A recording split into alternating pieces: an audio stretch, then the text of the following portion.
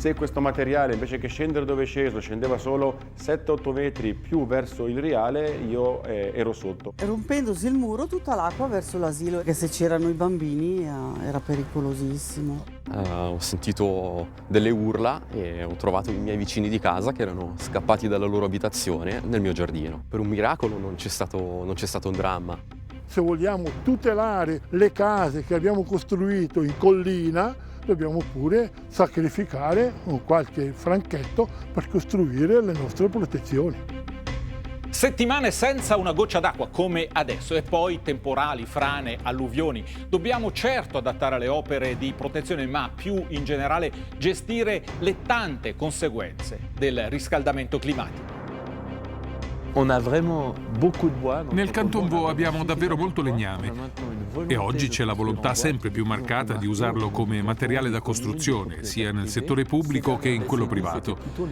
Per decenni abbiamo privilegiato cemento e acciaio. Ora vogliamo tornare al legno, quindi bisogna ricostruire la filiera ed è ciò che faremo con il piano climatico. Una filiera in parte abbandonata che ritrova vigore anche grazie all'intervento dello Stato. L'iniziativa fa parte del cosiddetto piano climatico adottato da diversi cantoni romani.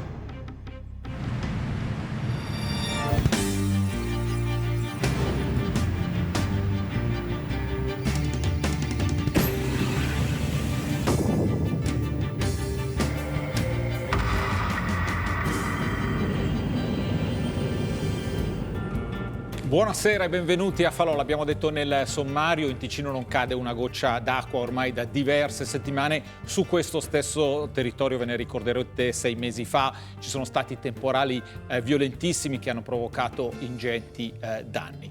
È il segno di un mutamento climatico in atto di cui evidentemente bisogna tenere conto quando si pensa a gestire il territorio. Buonasera e benvenuto al consigliere di Stato Claudio Zali. Buonasera. Responsabile appunto del Dipartimento del Territorio. Buonasera anche a Nicola Schönenberger.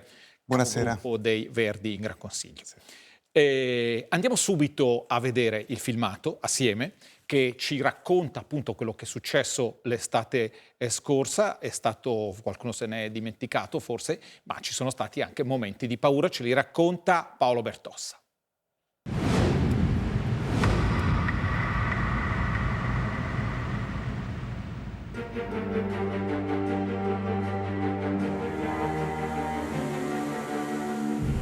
L'estate del 2021, anche in Europa, è stata una delle peggiori a livello meteorologico. Allagamenti, inondazioni, danni, sfollati. In Germania e Belgio i morti sono stati oltre 200. In Svizzera e in Ticino le tragedie sono state solo sfiorate, ma la violenza e l'imprevedibilità dei fenomeni atmosferici hanno lasciato il segno, un pessimo viatico per il futuro.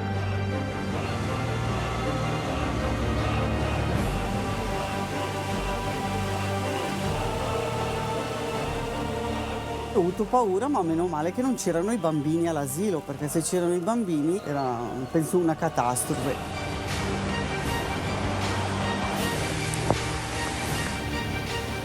Ero pietrificato quando ho visto questo materiale arrivarmi addosso, sono rimasto così, di sasso. Se questo materiale invece che scendere dove è sceso scendeva solo 7-8 metri più verso il riale, io ero sotto.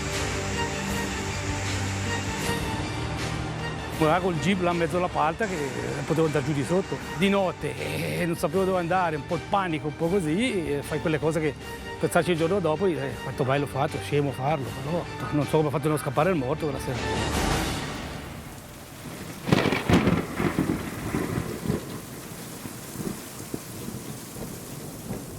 Il 7 agosto scorso, tra le 20 e le 20:30, 2 enormi bombe d'acqua si scaricano sul Sopraceneri, quantità mai viste. Colpiti in particolare Lumino e il quartiere Palasio di Giubiasco, dove la vasca di contenimento del riale Fossato, poco sopra l'edificio scolastico, collassa letteralmente. Ma si è rotto tutto! È caduto il cemento? È crollato tutto! È che il cemento, guarda! No, ma io ho paura. Raga, chiamate qualcuno, raga! Fernanda Barloggio abita proprio di fronte al Riale Fossato, vede tutto. È lei che mette in rete il filmato, diventato poi virale, girato da alcuni giovani lombardi che in quei giorni erano ospiti nel palazzo. Voci concitate, quasi isteriche, che tradiscono la paura. Si è rotto il muro, rompendosi il muro tutta l'acqua verso l'asilo. Era veramente incredibile e scioccante guardare, perché se c'erano i bambini era pericolosissimo. Il boato è stato talmente forte che l'hanno sentito in tutte le abitazioni qua in giro. Cioè, era una scena raccapricciante veramente. Ho visto proprio l'acqua che riempiva tutto il giardino dell'asilo, ma in un attimo, una frazione di secondo era tutto allagato. Ho pensato subito all'appartamento sotto di me con 3 bambini piccoli, perché l'acqua che era talmente forte, come è andata dentro l'asilo, che ha spaccato i vetri, poteva succedere all'appartamento sotto.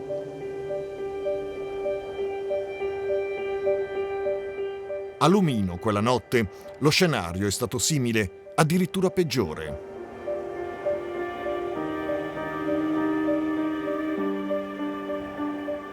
Tarcisio Righetti è uno dei molti in paese ad aver subito importanti danni. Sorpreso fuori casa, ha rischiato il tutto per tutto pur di tornarci. Ok, grazie, ci vediamo. La sera lì, mi seria, arbetta un compleanno, non chiama la visita di casa, fa venire a casa che è un disastro. Te sul jeep, passa su, arriva giù a tirata, pompieri, polizia, c'è il blu dappertutto e non si può passare. Mi dice qua, la polizia, no, non può andare, passa là. Passo là, pianta in terra col jeep, per fortuna che dice il jeep, truc, e cominciò a scicchiare da sotto, in mezzo alla palta, 1,5 metri di palta. Sono riuscito ad andare giù verso Castione. Posteggiato giù dove c'è la vigna, vengo su, piedi nudi, arrivo qua, sembrava i cascate di Sciafusa.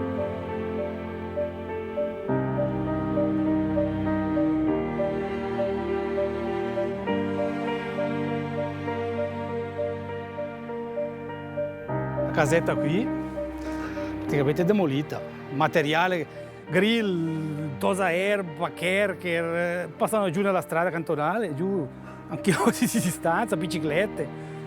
Mi ha vuotato praticamente il magazzino, tutto il muro lì, che adesso vedete il muro ricostruito da nuovo.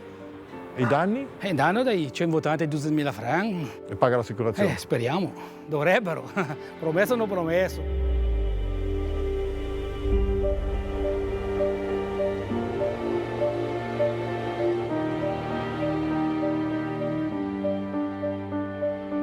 L'emergenza in questa parte di Lumino l'ha provocata il Riale Bruga, uno dei 2 corsi d'acqua esondati.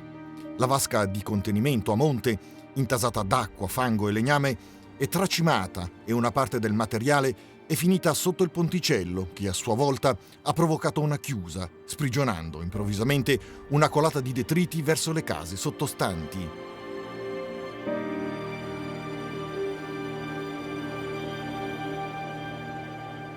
La sera del 7 agosto eravamo tornati da poco tempo da un viaggio in Romandia con mia moglie e mio figlio. Ero qui sotto, sono uscito di casa per portare la valigia in cantina e d'un tratto pioveva, d'un tratto si è completamente oscurato tutto il cielo e io ho visto una massa importante di detriti, fango e altro materiale venirmi incontro da questa zona dove c'è un piccolo ponticello che si è ostruito a seguito del maltempo. Lei dice che era una massa imponente, ma cosa significa? Una massa di circa 70-80 metri cubi, perché è il quantitativo di materiale che abbiamo poi rimosso dal nostro giardino, che è colata, si è fermata dietro casa e poi il fango, il materiale più fine, ha cominciato a colare a questo livello da questa ringhiera che trova qui e trova anche dall'altra parte simile. Quindi qui sotto il fango ha cominciato a crescere, è arrivato a circa questa altezza E io qui inizialmente ero pietrificato, quando ho visto questo materiale arrivarmi addosso sono rimasto così, di sasso, me la sono vista molto brutta. Io ho pensato nei giorni seguenti, se questo materiale invece che scendere dove è sceso, scendeva solo 7-8 metri più verso il riale, io ero sotto a questa massa di materiale. Ma c'era da aspettarsela una cosa del genere? Che questo riale porta abbastanza acqua durante le piogge, sì, e dove passa sotto la cantonale succede spesso che si ostruisca e esca sulla cantonale. Il ponticello qui non si è mai ostruito, però è chiaro è stato rilevato come zona di pericolo, zona di attenzione. Adesso bisogna convivere, ai noi, con questa situazione. Un intervento nel breve termine non è previsto, però questo ponticello è lì, la luce è piccola e il materiale ancora a monte è importante. Si parla di quasi 5.000 metri cubi di materiale e potrebbero colare ancora a valle, ostruire e creare una volta a volta questa situazione. Ecco, passato diciamo il pericolo e la grande agitazione, voi come state vivendo questo? Dormite tranquilli? Io ancora personalmente ogni notte che sento che c'è il temporale mi sveglio, accendo la luce e guardo dalla finestra del nostro corridoio verso questo ponticello e cerco di capire un po' la situazione com'è. Non è sicuramente un bel dormire.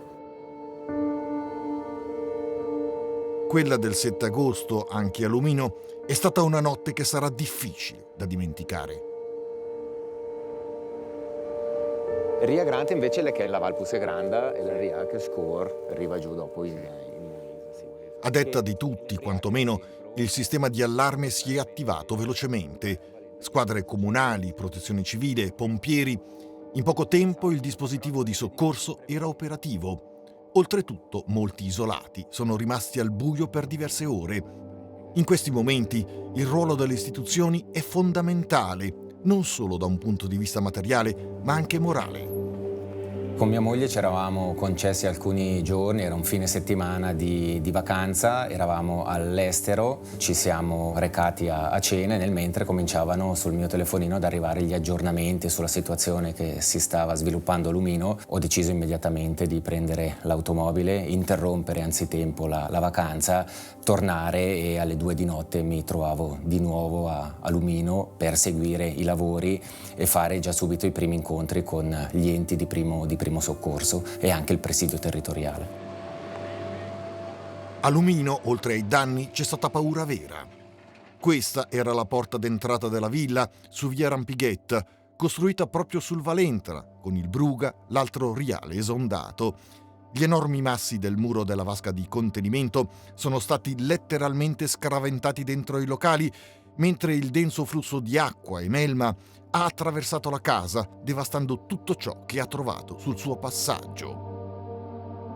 I membri della famiglia sfollata, padre, madre e 2 figli adolescenti, sono ancora troppo spaventati per parlare. Ci hanno chiesto di non fare i loro nomi, hanno declinato qualsiasi intervista. A Lumino, quanto successo in agosto ha lasciato il segno.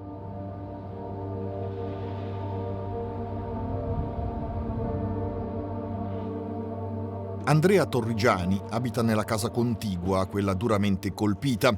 Anche lui e la sua famiglia hanno subito danni ingenti e patito molto spavento, ma ben poca cosa rispetto ai vicini.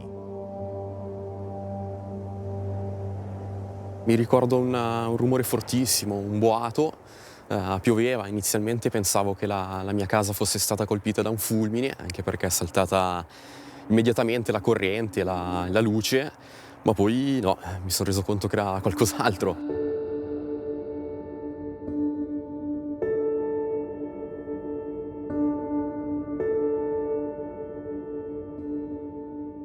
Ho sentito delle urla e ho trovato i miei vicini di casa che erano scappati dalla loro abitazione nel mio giardino. E loro erano chiaramente molto spaventati da quanto è successo e ci hanno detto no, scappate anche voi, andatevene perché noi siamo stati colpiti in pieno nella nostra casa. Era notte, non c'era più luce né corrente. È stato anche difficile rendersi conto un po' di quello che era successo, anche di com'era la situazione, se stava ancora per scendere altro materiale dal riale. È stato un momento, diciamo, veramente molto difficile dove non sapevi neanche cosa fare, se stare in casa, se cercare di scappare o Esageriamo se diciamo che in questa casa si è rischiato il dramma? No, non esageriamo assolutamente. Qui per poco, per un miracolo, non c'è stato un dramma. Sia da loro che sono stati colpiti con il cedimento della vasca, ma anche in altre case dove si sono riempite di fango e di detriti. Ad esempio in un'altra casa qua nel quartiere, 2 persone anziane che si trovano al piano di sotto, anche lì hanno rischiato. Per non parlare qua sopra nella strada, a causa dei detriti, dei sassi e così, si è formato anche un laghetto dove sono poi finiti dentro anche i fili elettrici della linea aerea, no? Creando una situazione molto pericolosa fino a quando non è stata distaccata la corrente. Ma potranno ritornare a vivere qui? Ma quando la casa sarà, diciamo, ristrutturata, sì, poi ci sarà da vedere se vorranno farlo, no? Posso magari provare a mettermi nei loro panni, se magari capitava a me un'esperienza così traumatica come l'hanno vissuta loro, magari non so se ce la farei.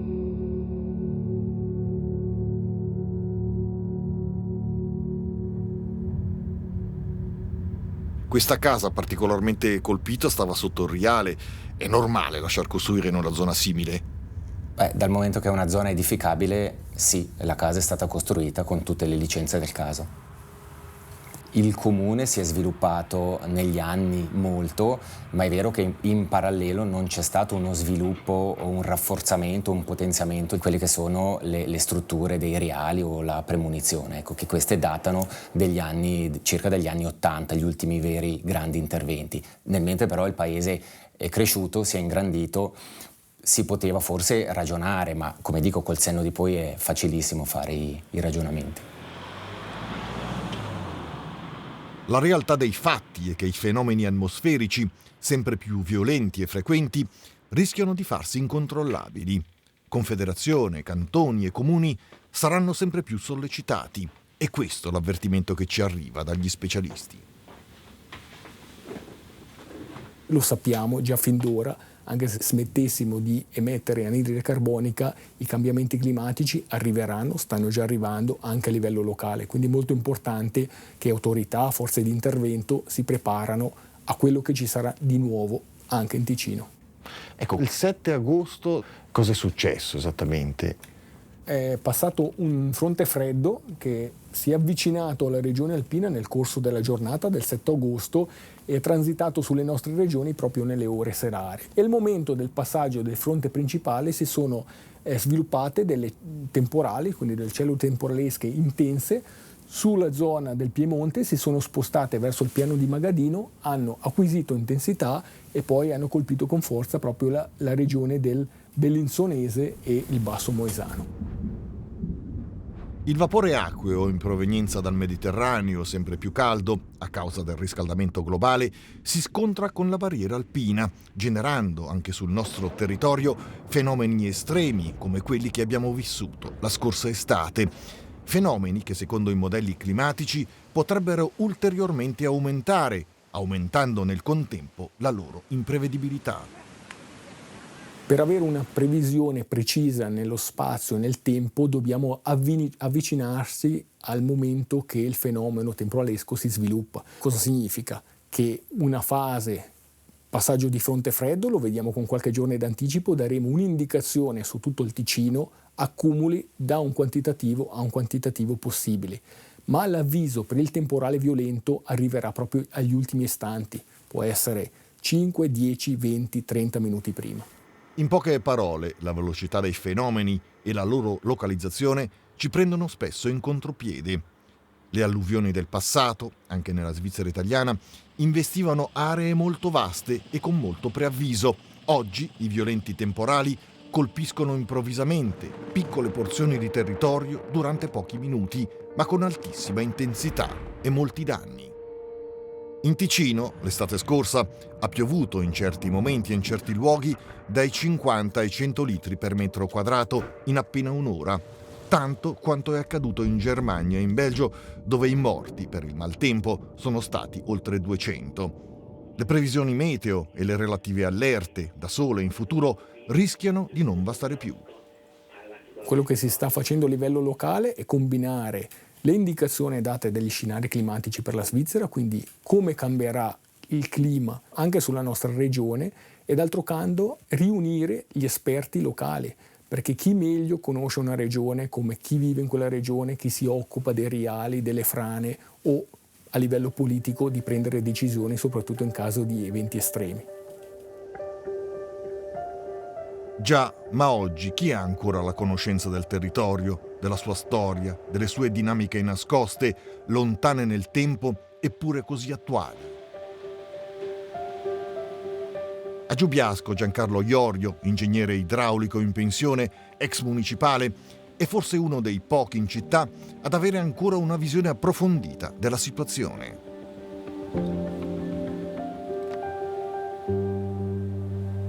Vede, con questo piano è ben indicato l'estensione del comprensorio sottostante alla zona di pericolo del torrente Fossato. Quindi un'ampiezza che va dalla Briglia fino a comprendere tutta la zona edificata. Originariamente il riale andava per Prati, si congiungeva col Vallascia, passava sotto un sottopassaggio alla ferrovia e poi era addotto al fiume Ticino. Quindi questi terreni in origine 100 anni fa erano terreni alluvionabili, considerati come tale, come espansione di tutte le alluvioni dei torrenti che interessavano questa zona. La mappa in questione è quella del vecchio consorzio del Riale Fossato, assorbito negli anni '80 dal comune. Tutta l'area, da Monti al fondovalle, 100 anni fa era considerata a rischio. E adesso questa zona, chiamiamola rossa, di allora, com'è che è diventata? Questa si è ristretta di parecchio in virtù dell'ultimo progetto a seguito dell'alluvione del 2008 che si è ritenuto mettesse in sicurezza tutta la zona del Riale Fossato. La zona di pericolo è stata ristretta a quella che si vede dipinta in giallo qua. Compreso la zona della scuola, che non è neanche menzionata su questo piano. Non è più zona di pericolo, è stata tolta dalla zona di pericolo e quindi è diventata zona di edificazione normale. Il dato di fatto che noi oggi, malgrado questi interventi, abbiamo rischiato di avere una scuola e un asilo spazzati via dalla piena. Li abbiamo visti distrutti per una situazione di piena non naturale per eventi naturali, ma per mala gestione, dico io, me ne assumo le responsabilità, sia del corso d'acqua sia dell'invaso del bacino imbrifero del bosco che sta sul torrente. Prima di quest'anno l'ultimo importante disastro a Giubiasco è avvenuto nel 2008. Allora, lungo il Riale Vallascia, un residente aveva rischiato di perdere la vita. Nel frattempo, l'ex comune, per garantire la sicurezza, aveva messo in campo importanti e costosi interventi su tutti i riali, Fossato compreso, per evitare il ripetersi di quanto già successo, inutilmente.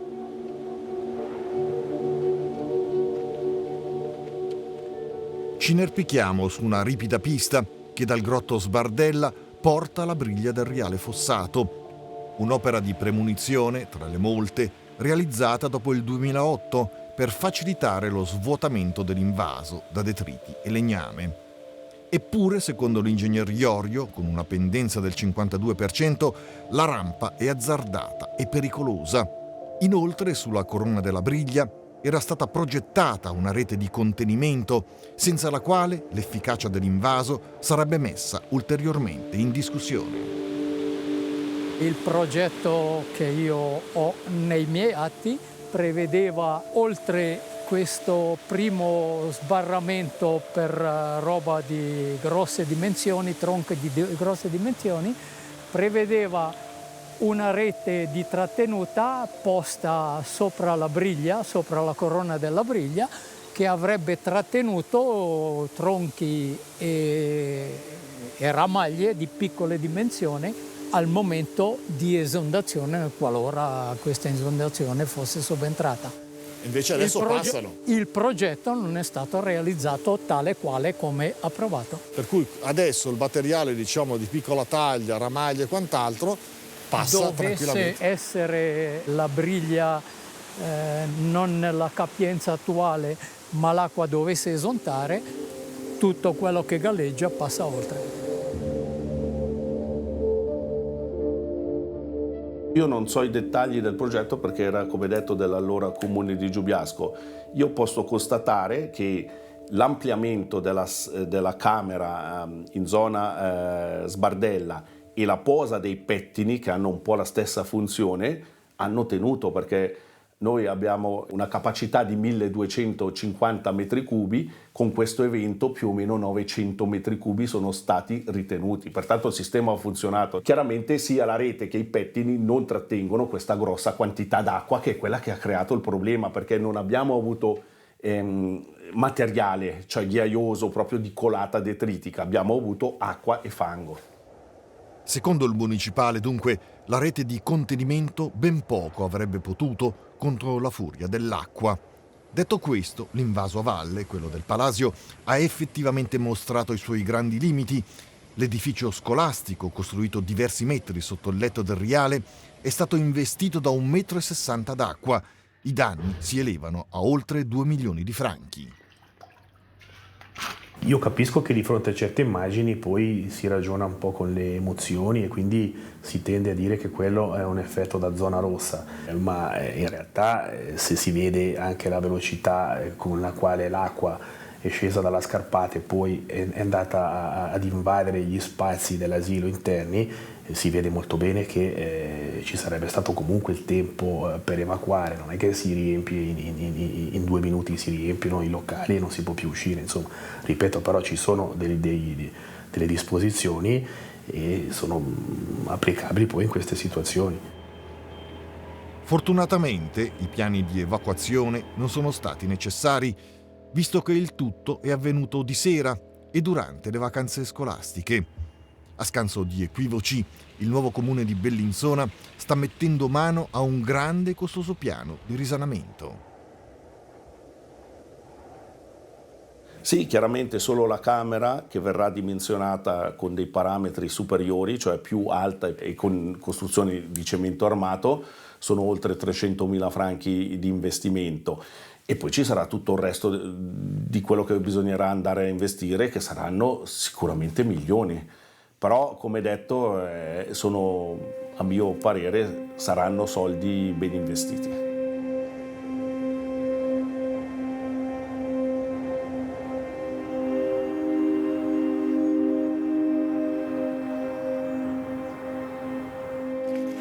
Questo sentiero lo percorro diverse volte al mese, in quanto ho una cascina sui monti della Motta e la zona la conosco molto bene in quanto è una zona di caccia.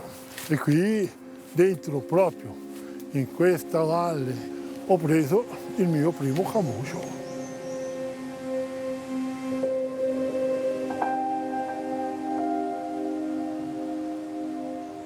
Leandro Dolci, ex docente e cacciatore per passione, ci accompagna dentro il bosco sopra Lumino.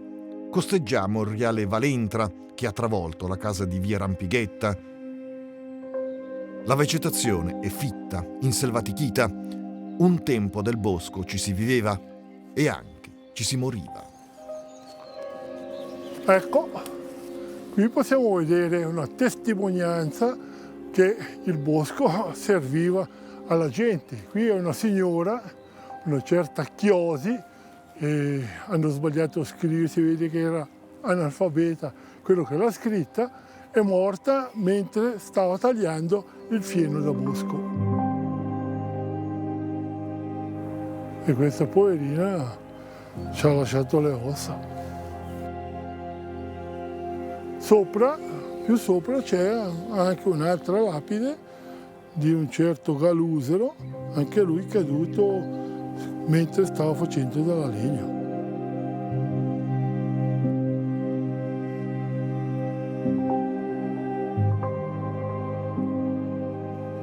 Qui siamo all'imbocco della Valentra.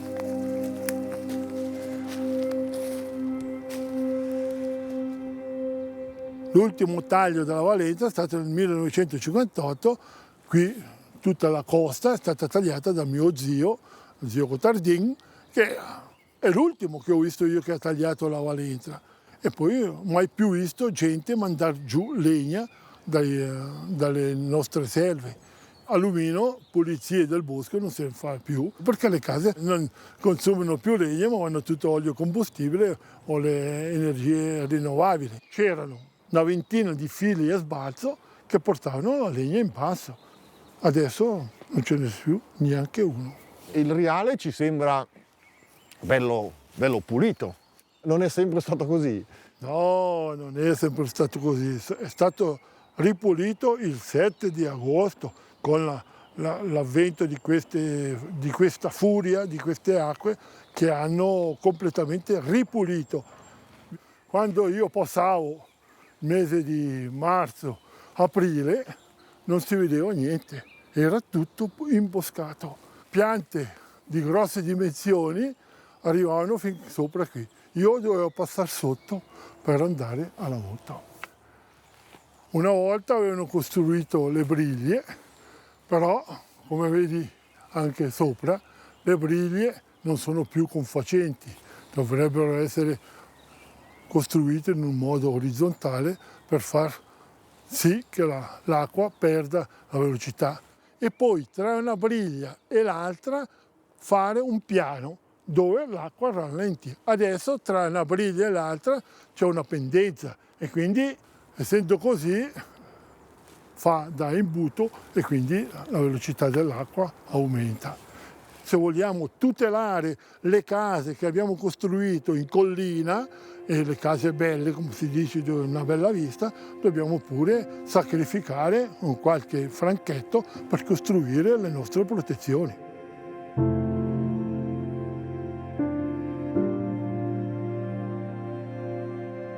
Riali trasandati, boschi trascurati.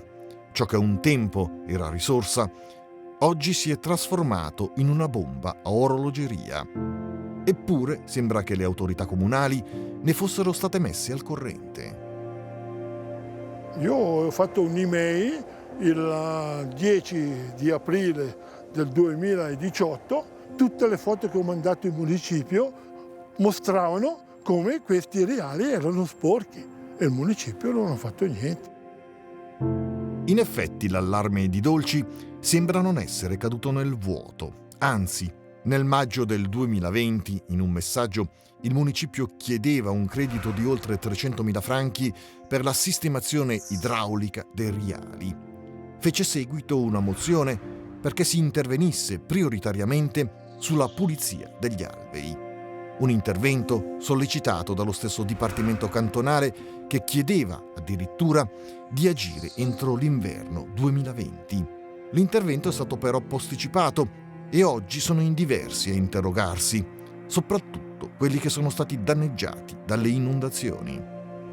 Il tema è stato probabilmente definito non così prioritario ed è stato posteggiato per mesi sul tavolo di qualcuno.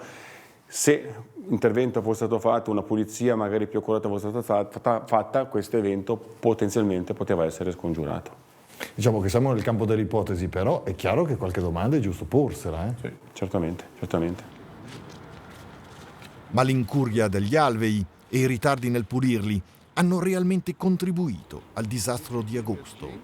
Giriamo la domanda al geologo Floriano Beffa, mesolcinese d'adozione, esperto di queste questioni. L'asportazione di tronchi avrebbe potuto limitare l'apporto verso valle. Di quanto? Non glielo so dire, ma veramente non glielo so dire. Potevamo portare via il materiale legnoso, sarebbe rimasto il materiale terroso. 2000 metri cubi sono di terra, non sono di legname. Quelli sarebbero scesi, il disastro sarebbe successo uguale. Purtroppo periodicamente, ogni 30, 40, 50 anni, questi eventi capitano. Beffa sa il fatto suo.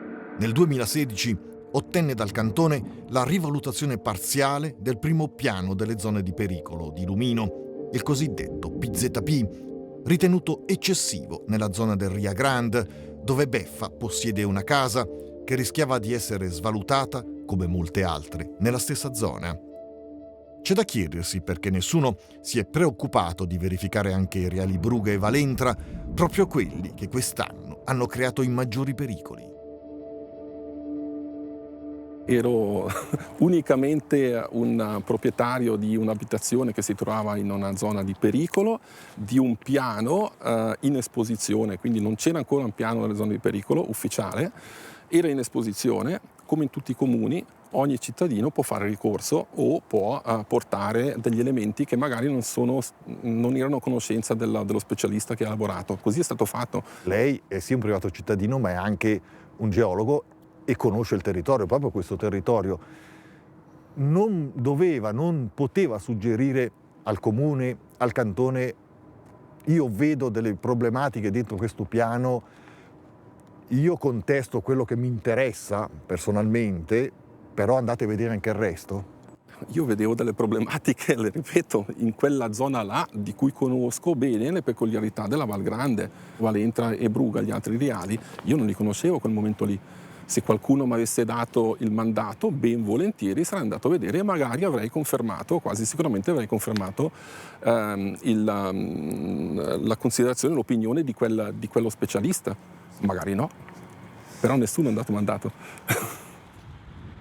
Se Beffa non se n'è occupato, perché almeno il cantone, che è responsabile dei piani delle zone di pericolo e che ha avvallato la rivalutazione di quello di Lumino, non si è premurato di verificare tutti i riali e non solo il Ria Grande? Per il Riale Grande, le valutazioni che avevamo fatto con un modello numerico specifico per i flussi detritici aveva dato dei dati che erano molto conservativi, cioè troppo prudenziali. Le aree interessate dal flusso detritico erano veramente molto estese e negli altri due casi non è che non si è guardato, ma era un approccio differente e non c'erano motivi di rivedere tutto. Tra l'altro il Rial Grande è stato rivisto al ribasso, non in maniera più prudenziale, ma era motivato ed era giusto così. Ma chi ci dice che se le bombe d'acqua fossero cadute sul Ria Grande e non più a sud, sui due, sul Bruga e sul Valentra, non avrebbe potuto fare altrettanti danni? Ma è chiaro che le precipitazioni, la concentrazione delle piogge può essere localmente molto diversa.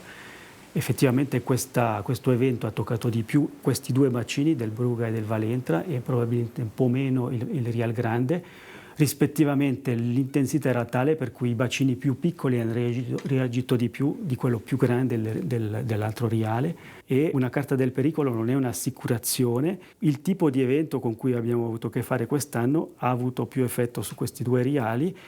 La risposta del territorio non è stata una sorpresa, la sorpresa è stata la Camera che ha ceduto, quello sì, e lo ammettiamo e ne facciamo tesoro di questa esperienza e vediamo di evitare che lì o altrove succedano ancora degli eventi di questo genere, anche se purtroppo non possiamo escludere niente perché noi possiamo dare garanzie in assoluto.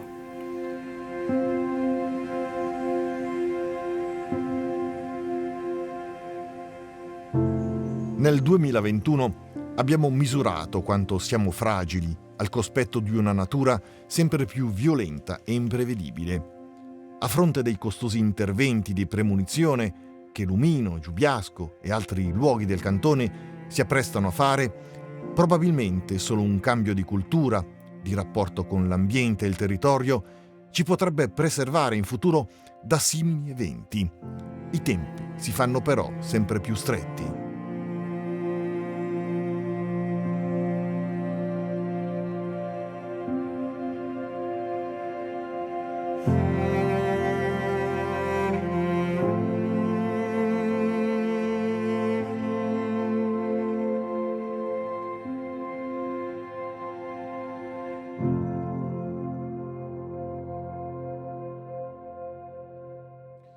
Allora, estate 2021, 2 casi, Giubiasco e Lumino, in fondo 2 tipologie. Da un lato Claudio Zali, un riale che non era stato più pulito, dove non era stato tolto il legname, eccetera, e dall'altro invece un'opera, una costruzione di protezione che ha ceduto. Ecco, di queste due tipologie sono abbastanza frequenti o sono degli episodi isolati?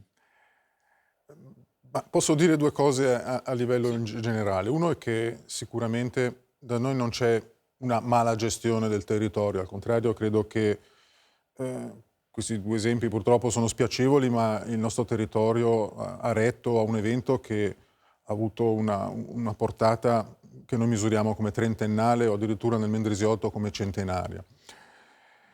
E questo è rallegrante. D'altra parte non possiamo sentirci sempre al sicuro da tutto, perché non è così. A me piacerebbe poter dire è tutto sicuro, esiste il rischio zero a determinate condizioni. Queste determinate condizioni non ci sono. La natura è più forte di noi e noi saremmo arroganti a dire il contrario.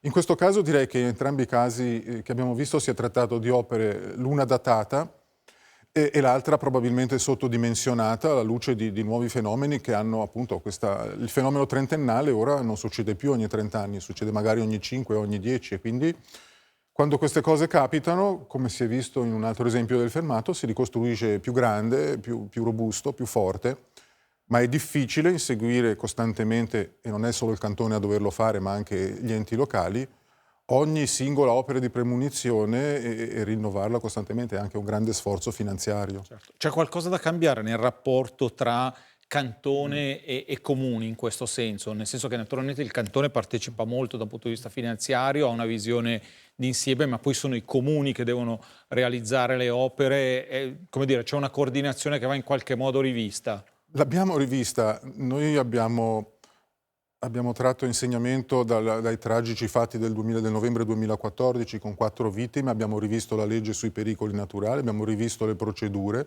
abbiamo creato dei presidi che è stato dato atto nel filmato, hanno funzionato, quindi dal profilo organizzativo abbiamo sicuramente agito. E costantemente, ogni volta che c'è un forte temporale, ogni volta che si verifica un problema in qualche comparto, ricostruiamo più grande, contribuiamo in favore di chi deve ricostruire, perché si è detto non tutto è competenza e quindi onere a carico del canone, ci sono i comuni, i consorzi che provvedono anche a questo compito. Nicola Schoenberger, lei è biologo, il nostro rapporto con la natura, c'è una visione forse oggi che tutto deve essere sotto controllo e che in passato le cose andavano meglio, forse non è proprio così. Ma sì, è vero, penso che sia un po' tendenza a desiderare il rischio zero e sia anche tendenza a chiederlo alle autorità, nel senso che io ho il diritto, se ho la particella edificabile a un certo punto, ho il diritto di costruire e non può assolutamente, non deve succedere mai niente e se qualcosa succede la colpa è di qualcun altro. Io concordo col consigliere di Stato quando dice in verità il territorio è gestito bene per quanto riguarda i rischi naturali. Anche noi siamo di una cultura, quella alpina, che sin dall'antichità è cosciente di questi rischi e di questi pericoli.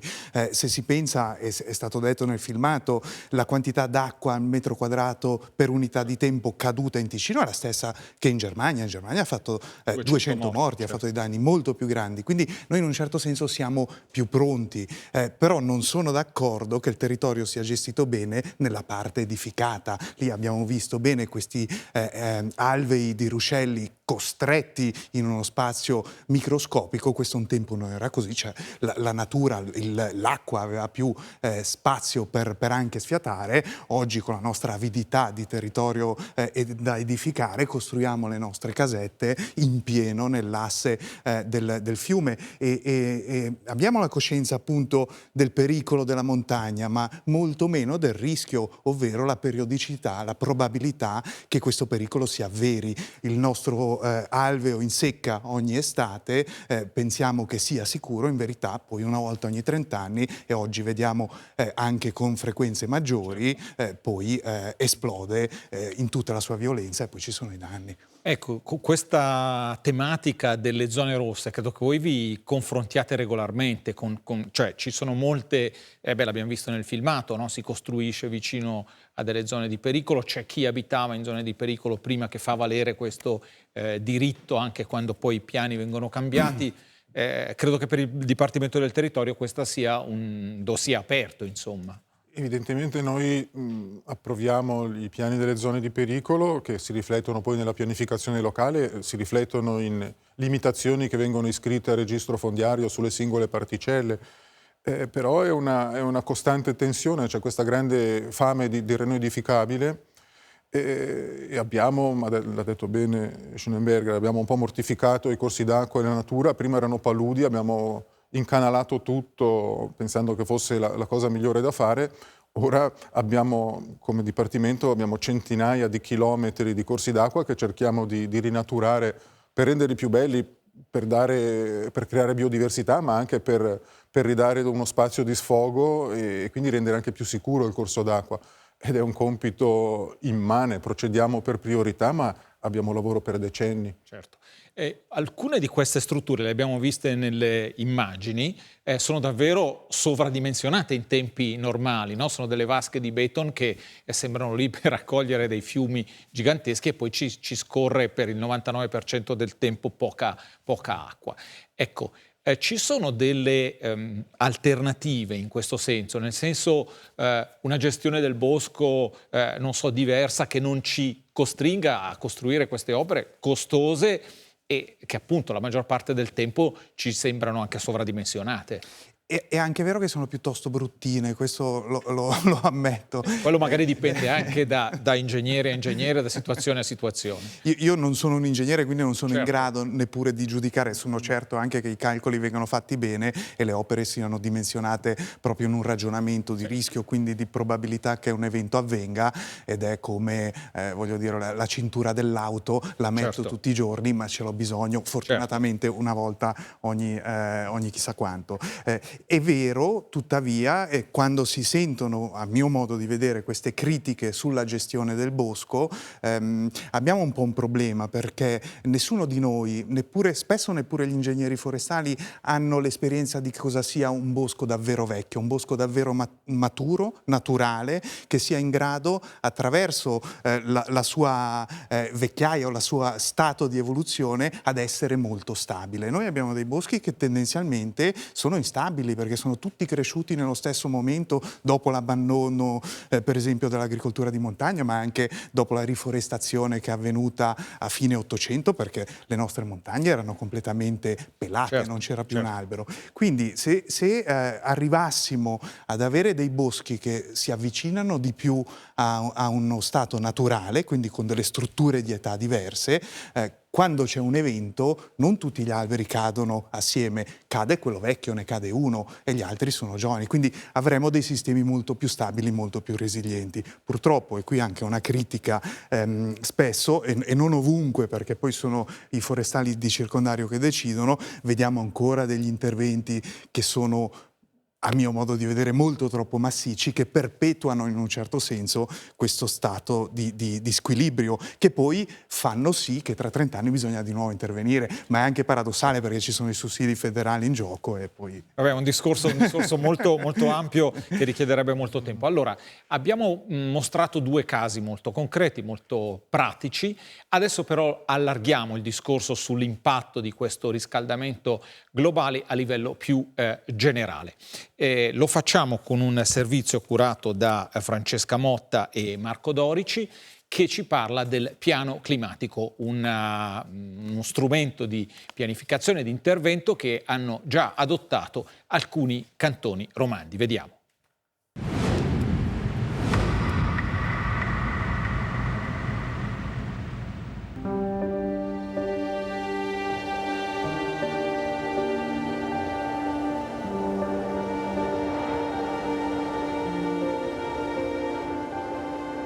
Ici, on est sur le territoire communal de Vivillon.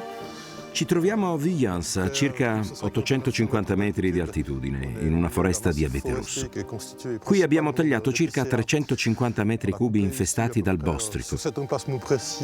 È uno dei 3 focolai che hanno interessato recentemente il comune, con una perdita di 500 metri cubi di legname. Si tratta di un grande danno. In termini economici sono andati in fumo circa 16.000 franchi.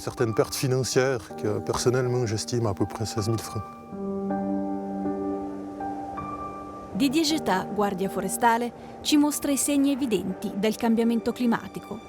Vari ettari di bosco ogni anno muoiono per effetto della siccità e dei parassiti. Ciò si traduce in perdite economiche, biodiversità compromessa, rischio di caduta di alberi su sentieri battuti e aumento della probabilità di incendi boschivi. Questo fatto la preoccupa molto. Io sono molto preoccupato, sì, perché vediamo gli effetti. Qui siamo in mezzo a uno squarcio dovuto al bostrico dell'abete rosso. Una gran parte dei frassini scomparirà nei prossimi anni e poi ci sono interi boschi di faggi che stanno morendo. Quindi il ciclo di deperimento è molto più rapido del ciclo di produzione. Se non facciamo niente, se non interveniamo tempestivamente, la foresta scompare. Avete cercato degli altri tipi di alberi? Quali caratteristiche dovevano avere? Da questo lato abbiamo piantato degli abeti di Serbia. Hanno un'origine più meridionale, dell'Adriatico. Li abbiamo piantati sperando che in futuro supportino meglio lo stress. Per variare la specie, dall'altra parte abbiamo messo l'acero riccio. Una latifoglia che, secondo noi, dovrebbe adattarsi meglio al cambiamento climatico. È proprio in questo modo che il Canton Vaud intende contrastare la moria dei suoi boschi. A questo scopo ha appena stanziato 29 milioni di franchi. E non si tratta di un investimento isolato. 2 anni fa il cantone è stato fra i primi in Svizzera a reagire all'emergenza climatica, varando un piano climatico da 137 milioni di franchi solo per i primi interventi urgenti. Ma il capitale già disponibile per agire in tutti i settori sensibili supera i 700 milioni. Lo Stato si occupa già da decenni dei grandi temi ambientali, ma in questo caso si è voluto puntare su una strategia trasversale che faccia da cappello a tutte le politiche pubbliche. La riduzione dei gas effetto serra, che rimane l'obiettivo principale, e lo sviluppo di strategie di adattamento necessarie. Si tratta di un approccio innovativo, atto ad anticipare i cambiamenti climatici, mettendo in campo tempestivamente tutte le misure possibili. Salvaguardia delle foreste, incremento massiccio della mobilità sostenibile, riduzione delle emissioni del sistema sociosanitario, strategia di gestione del suolo, supporto strategico e economico ai comuni che vogliono intensificare i loro sforzi climatici. Sono alcune delle misure urgenti appena validate dal Parlamento vodese e coordinate da un'unità apposita, l'unità del piano climatico, appunto, trasversale a tutta l'amministrazione cantonale. Ogni dipartimento cantonale ha ragionato sulle misure più appropriate da inserire nel piano e poi c'è stato tutto un lavoro per renderle coerenti fra loro. Penso sia veramente importante disporre di un'unità che se ne occupi, che abbia i mezzi per farlo, che abbia un team in grado di accelerare il processo e che cambi le cose di fronte a un sistema politico-amministrativo che per sua natura dimostra ancora una certa inerzia di fronte all'emergenza climatica.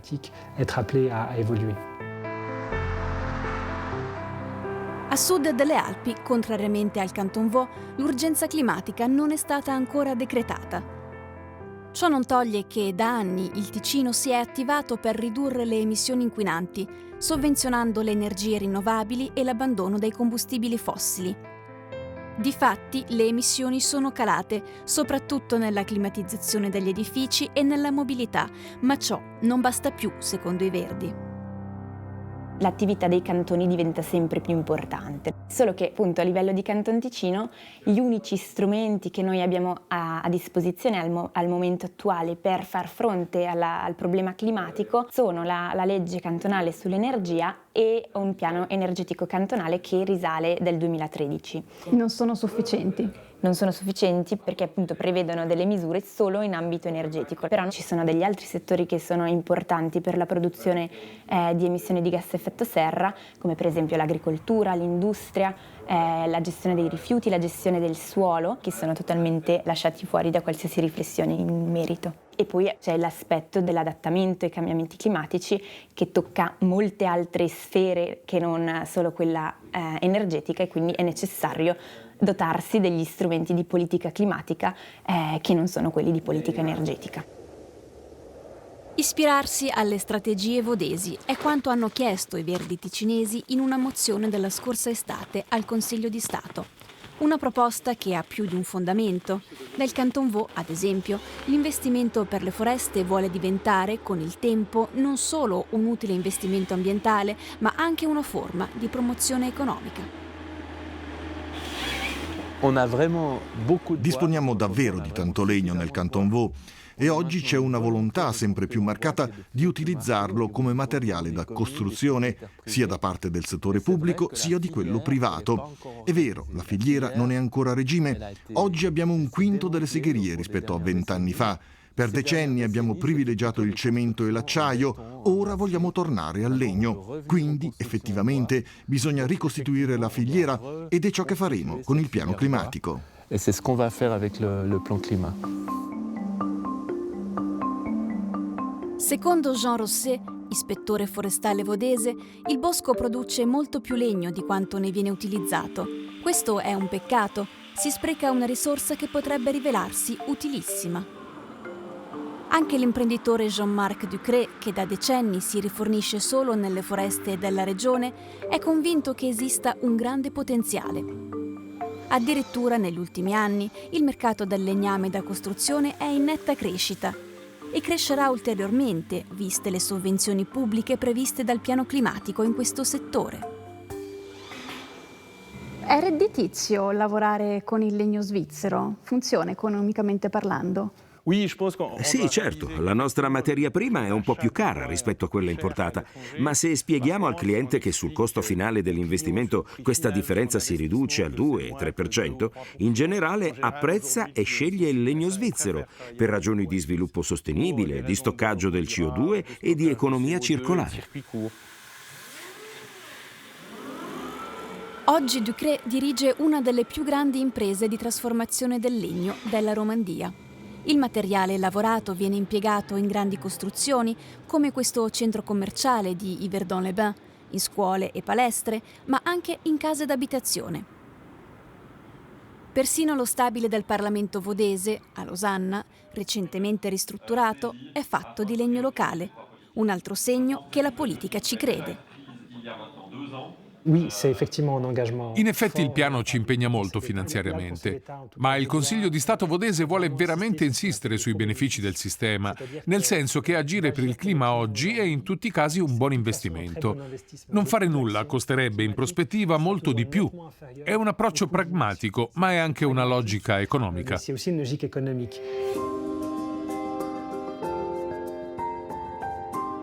Se nel Canton Vaud è tutto ormai programmato e coordinato dal piano climatico, in Ticino non è ancora il caso.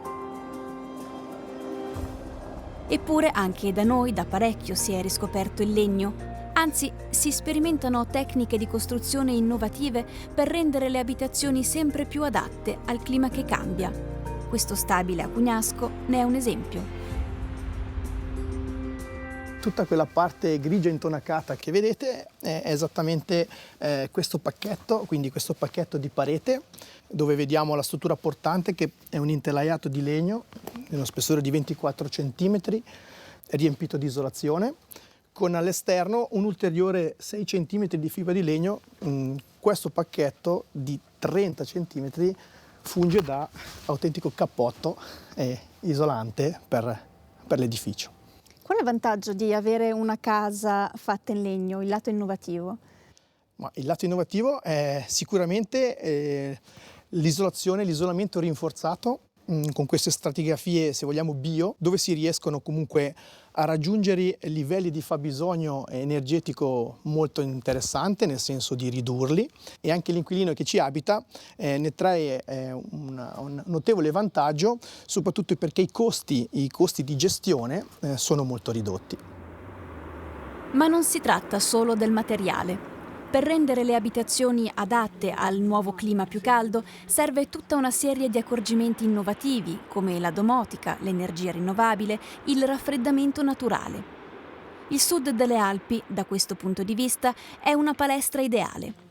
Ticino Energia e l'equipe dell'ingegner Fabrizio Noembrini stanno ultimando un progetto, grazie anche ai finanziamenti della Confederazione, per sviluppare gli edifici dove in futuro si potrà vivere e lavorare senza patire troppo le condizioni climatiche che si stanno estremizzando.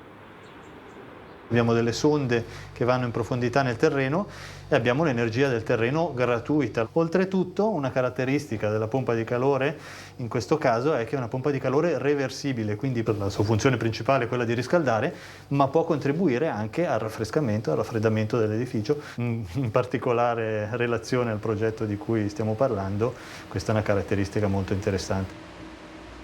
Per mantenere un clima temperato non serve più un condizionatore energivoro. L'aria fresca viene captata in zone ombreggiate all'esterno della casa e convogliata all'interno attraverso un impianto dedicato.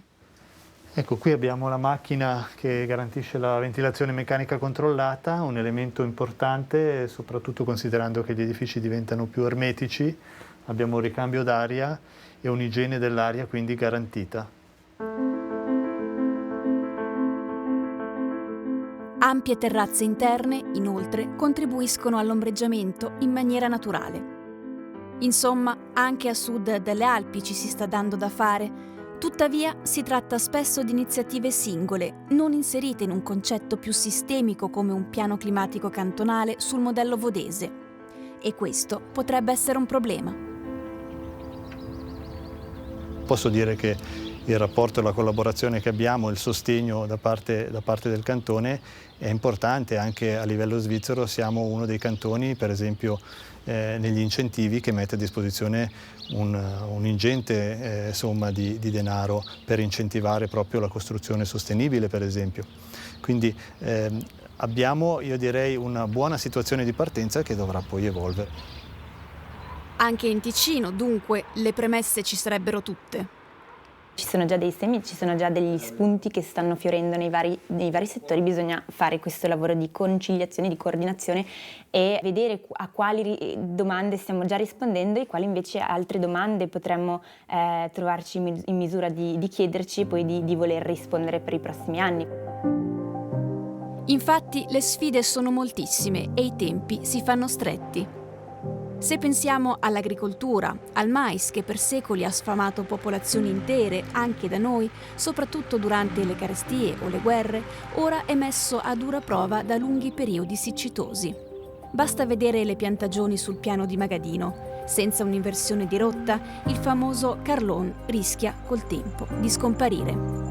Alla stazione federale Agroscop di Zurigo-Reichenholz si sta cercando di porvi rimedio.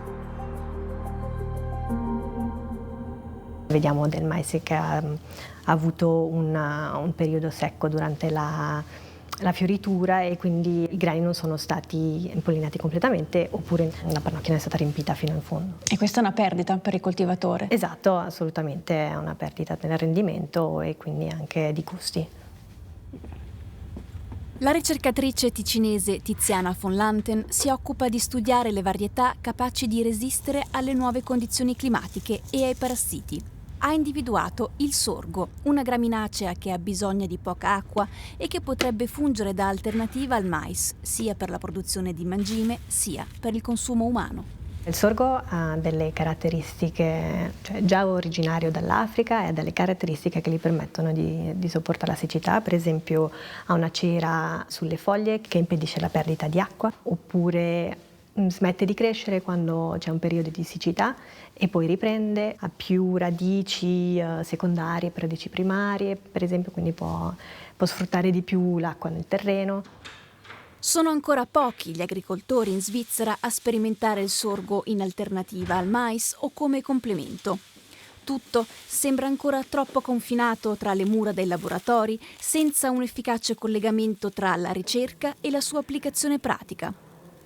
Anche secondo Jürg Hildbrunner, collaboratore scientifico dello studio varietale a Reichenholz, c'è margine di miglioramento.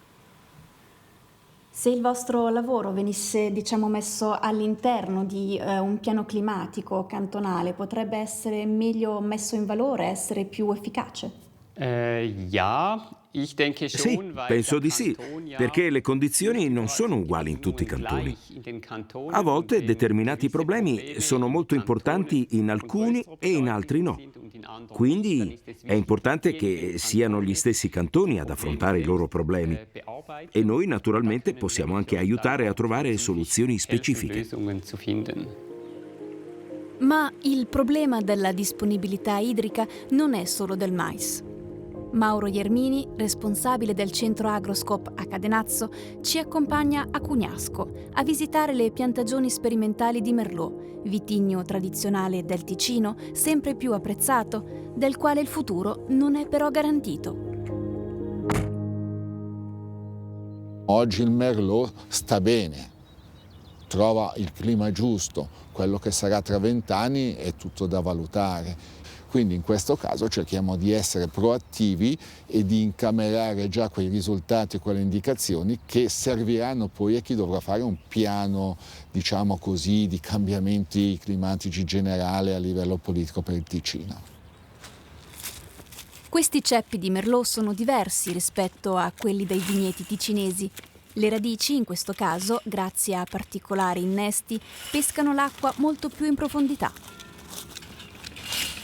Un portinnesto che proviene da zone siccitose, quindi selezionato nel sud dell'Italia, nel sud della Francia, in un'ottica di ritrovarci con questo clima tra 10 e 15 anni, siamo così avvantaggiati perché potremo già sapere quale tipo di caratteristica darà alla nostra pianta, quindi se riesce ad esplorare bene il terreno alla ricerca d'acqua, se non conferirà troppa vegetazione al nostro vitigno Merlot. Insomma, non si può certo dire che non si stia lavorando per fare fronte all'emergenza climatica, ma la strategia è quella giusta? L'impressione è che tutti vadano un po' in ordine sparso, confederazione, cantoni, comuni.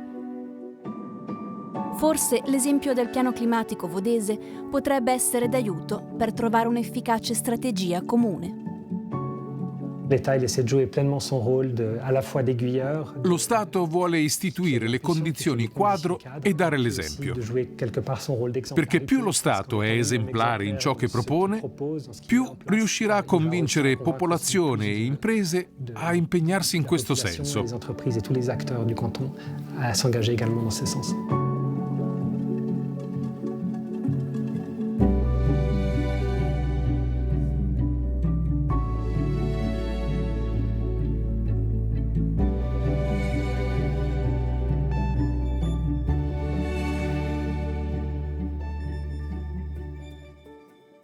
Allora, un piano climatico cantonale, Nicola Schönenberger, voi l'avete chiesto, ne avete parlato già in passato, l'anno scorso in particolare.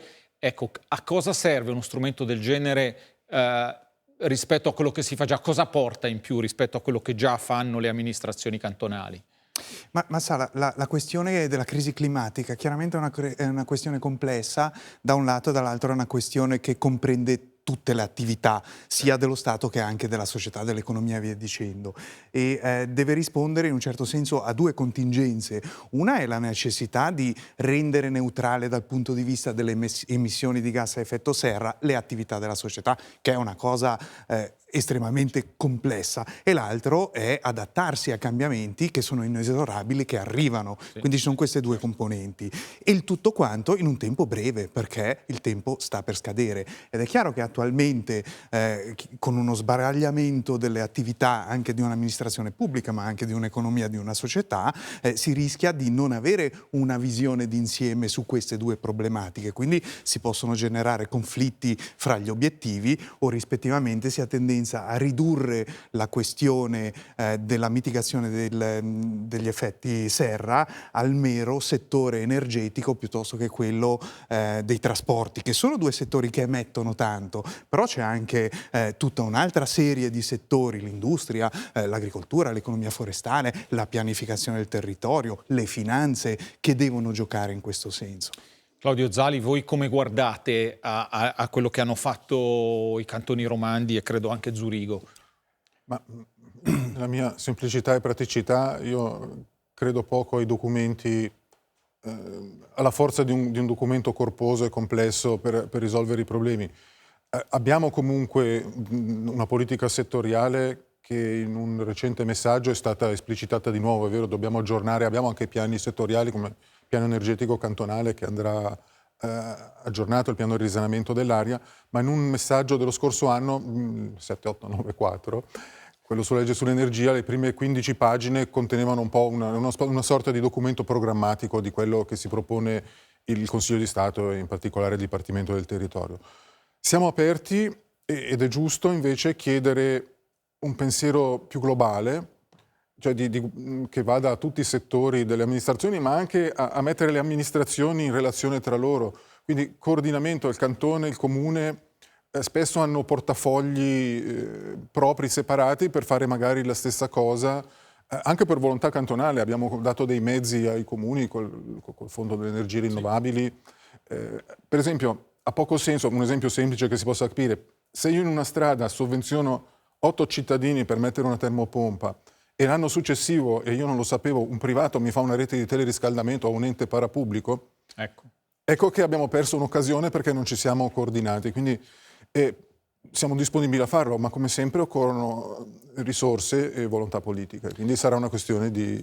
Ecco, a proposito di risorse e di volontà politica, proprio ieri il Gran Consiglio ha bocciato degli emendamenti dei Verdi che chiedevano proprio questo, più risorse, se ricordo bene, proprio per il Dipartimento del Territorio e per degli interventi mirati. Ecco, come avete vissuto questo no del Gran Consiglio? Come una mancanza di visione politica o come un incidente, come dire, legato alle circostanze del voto di ieri? Ma ancora peggio, in verità. Perché io l'ho letto come una classe politica che non è capace a trovare un consenso attorno a una problematica che è evidente per una semplice questione di paternità dell'idea. Mi spiego. Il nostro emendamento chiedeva tutto sommato qualcosina attorno ai 5 milioni in più per l'anno prossimo, per appunto poter fare questo lavoro di tipo programmatico, analitico, anche per arrivare con un documento da un lato e anche per poter fare dei primi investimenti, vista l'urgenza, per prendere delle misure concrete. Ora, questi emendamenti sono stati bocciati anche da chi in una mozione propria proponeva esattamente la stessa cosa, proponeva degli investimenti per affrontare la questione climatica. Quindi non era un motivo dettato dall'idea o dal contenuto della rivendicazione, ma semplicemente semplicemente della paternità. E per me, se fossi uno spettatore esterno della scena politica, farei proprio quello che in verità assistiamo, mi disinteresserei e smetterei di credere nella capacità delle istituzioni di rispondere alle crisi. Zali, quello che chiedevano ieri i Verdi in fondo dovrebbe almeno in parte trovarla d'accordo, perché chiedevano più mezzi, più personale per voi. Al di là della posizione governativa, se i soldi arrivavano non mi lamentavo mica. Però cerco di mantenere un po' più di fiducia di Nicola Schellenberger sulla classe politica. Credo che il preventivo probabilmente non era la sede giusta per fare questa discussione e che invece dei dibattiti su questo tema puntuali potranno dare dei frutti, perché il Parlamento cantonale ha sempre, quando sono andato a chiedere mezzi, li ho ricevuti, quindi confido che anche in futuro, se non esagero con le richieste, troverò ancora chi mi ascolta. Certo. Allora, Schoenberg, fra le cose che avete chiesto voi comunque nel corso di questi anni, potenziamento di trasporto pubblico, mobilità elettrica, fotovoltaico, efficienza degli edifici, c'è qualcuno di questi temi su cui l'amministrazione dovrebbe puntare davvero di più? Perché delle cose si molto stanno... arrivato, certamente, molto arrivato. E io l'ho anche detto ieri durante il dibattito, in verità si sta facendo molto, ma quello che a mio modo di vedere manca ed è la parte centrale è questa maggiore integrazione che ci vuole tra le singole azioni, che sono delle azioni che possono essere viste come settoriali da un lato, quindi un'integrazione orizzontale ma anche verticale tra i diversi livelli istituzionali, e l'urgenza, la rapidità, bisogna pigiare sull'acceleratore. Claudio Zali è pronto a pigiare sull'acceleratore. No, chiedere alla politica di essere veloce purtroppo non è sempre cosa facile, però si fa il possibile, siamo coscienti che la situazione richiede interventi, ne mettiamo in campo e ne metteremo in campo ancora. In fondo un ministro piuttosto verde, almeno come disponibilità. Ma io mi auspico che arrivino queste richieste di credito, queste anche proposte di modifiche di legge, e sicuramente le appoggeremo in modo convinto. Allora, Nicola Schoenberg e Claudio Zali, io vi ringrazio per essere intervenuti a Falò questa sera. Noi naturalmente ci ritroviamo giovedì prossimo, grazie per averci seguito anche questa sera.